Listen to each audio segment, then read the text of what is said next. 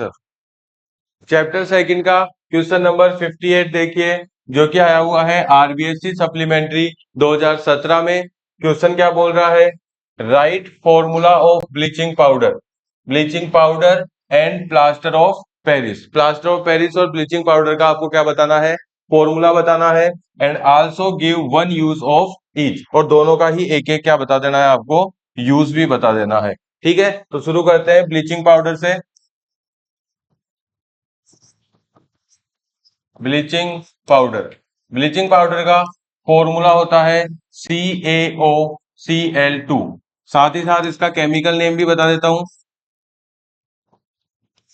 Chemical name इसका हो जाएगा क्या? Calcium oxychloride. Calcium oxychloride. ठीक है, ये फॉर्मूला हो गया और ये हो गया इसका क्या? Chemical name.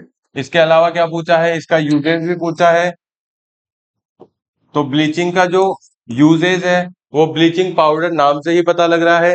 ब्लीचिंग का मतलब होता है किसी भी टेक्सटाइल या पेपर, कपड़ा या पेपर में से, कागज में से क्या करना? कलर को निकालना। ठीक है, तो इसका एक यूज जो इंपॉर्टेंट है वो क्या हो जाएगा?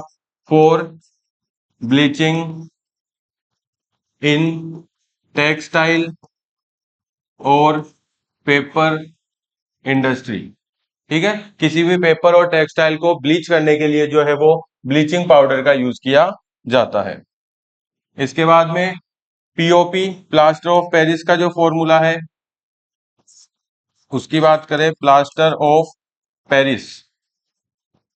ऑफ पेरिस का फॉर्मूला हो जाता है CaSO4 डॉट में हाफ H2O।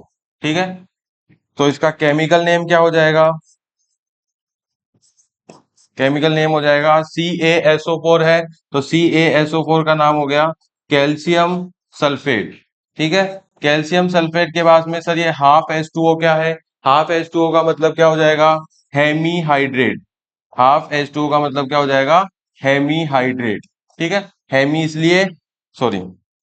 इसलिए क्योंकि हाफ है, और हाइड्रेट का मतलब वाटर ऑफ क्रिस्टलाइजेशन इस सोल्ट में होता है, इसलिए।